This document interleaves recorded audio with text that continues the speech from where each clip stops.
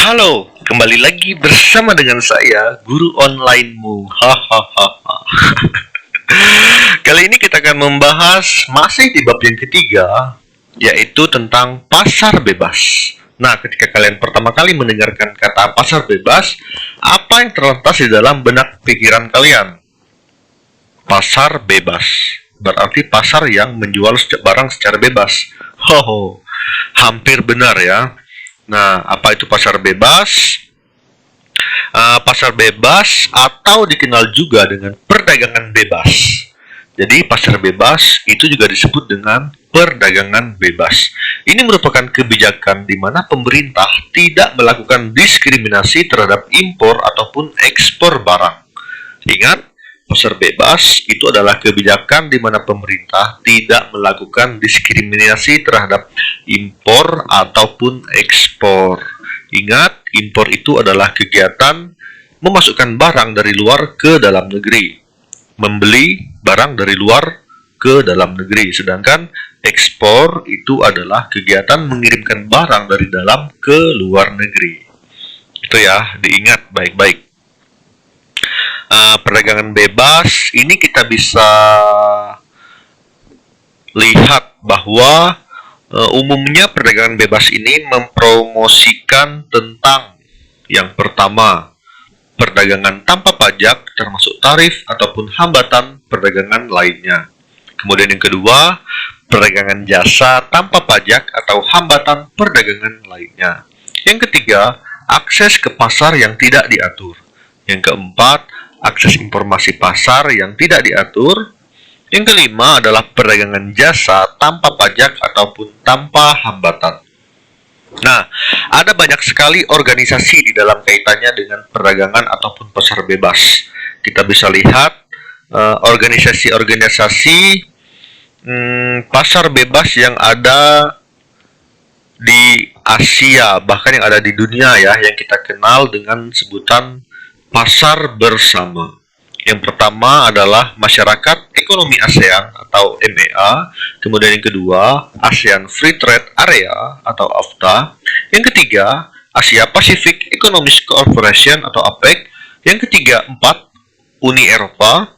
Yang kelima, World Trade Organization atau WTO. Nah, jadi ini adalah contoh pasar bersama yang dilakukan oleh beberapa negara tergantung dengan masing-masingnya. Itu dia ya. Nah, yang pertama kita lihat Masyarakat Ekonomi ASEAN. Untuk latar belakangnya, ini dibentuk berdasarkan di mana Masyarakat Ekonomi ASEAN atau yang biasa disingkat dengan MEA, secara singkatnya bisa diartikan sebagai bentuk integrasi ekonomi ASEAN, yang artinya semua negara yang berada di kawasan Asia Tenggara menerapkan sistem perdagangan bebas. Itu dia ya.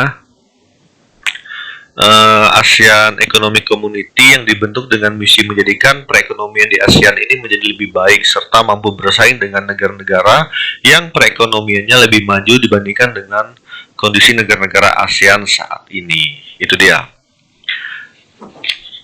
Jadi ada 4 tujuan didirikannya Masyarakat Ekonomi ASEAN ini. Secara singkatnya, tujuan yang pertama itu adalah di mana Masyarakat Ekonomi ASEAN akan dijadikan sebagai kawasan yang memiliki perkembangan ekonomi merata dengan memprioritaskan pada usaha kecil. Kemudian, tujuan yang kedua, Masyarakat Ekonomi ASEAN ini akan dibentuk sebagai kawasan ekonomi dengan tingkat kompetisi yang tinggi, yang memerlukan suatu kebijakan yang meliputi competition policy, consumer protection, intellectual property right, taxation, dan e-commerce. Dengan demikian dapat tercipta iklim persaingan yang adil.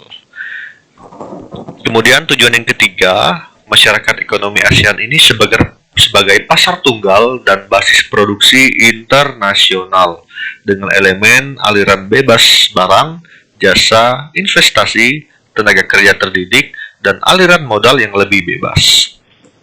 Tujuan yang keempat, yaitu Masyarakat Ekonomi ASEAN ini diintegrasikan secara penuh terhadap perekonomian global dengan membangun sebuah sistem untuk meningkatkan koordinasi terhadap negara-negara anggota. Ini adalah 4 dari tujuan AMEA, Masyarakat Ekonomi ASEAN. Nah, kemudian yang kedua adalah ASEAN Free Trade Area atau yang kita sebut dengan AFTA. Jadi, AFTA ini merupakan wujud dari kesepakatan dari negara-negara ASEAN untuk membentuk suatu kawasan bebas perdagangan dalam rangka meningkatkan daya saing ekonomi kawasan regional ASEAN dengan menjadikan ASEAN sebagai basis produksi dunia serta menciptakan pasar regional bagi 500 juta penduduknya. Itu dia tujuan dibentuknya AFTA ini. Yang pertama adalah menjadikan kawasan ASEAN sebagai tempat produksi yang kompetitif sehingga produk ASEAN memiliki daya saing kuat di pasar global. Kemudian yang kedua, menarik banyak foreign direct investment. Yang ketiga adalah meningkatkan perdagangan antar negara anggota ASEAN. Itu adalah tujuan dari AFTA.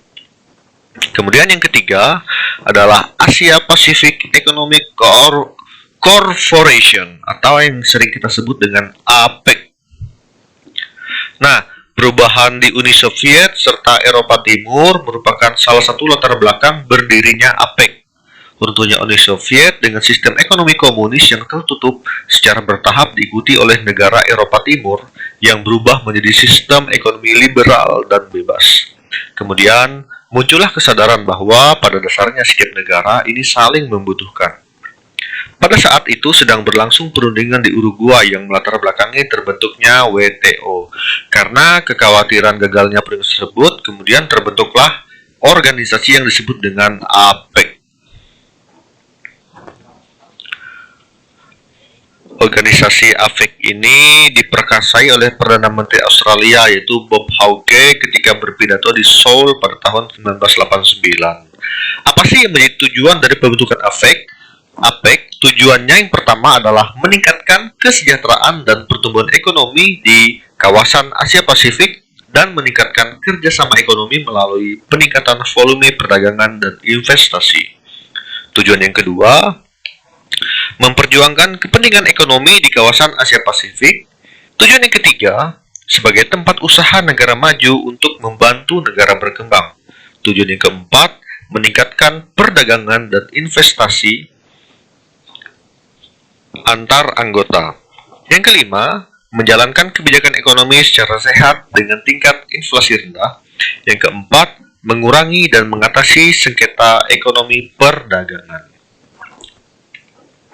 Kemudian yang kelima adalah Uni Eropa atau Masyarakat Ekonomi Eropa. Masyarakat Ekonomi Eropa disebut juga dengan Uni Eropa.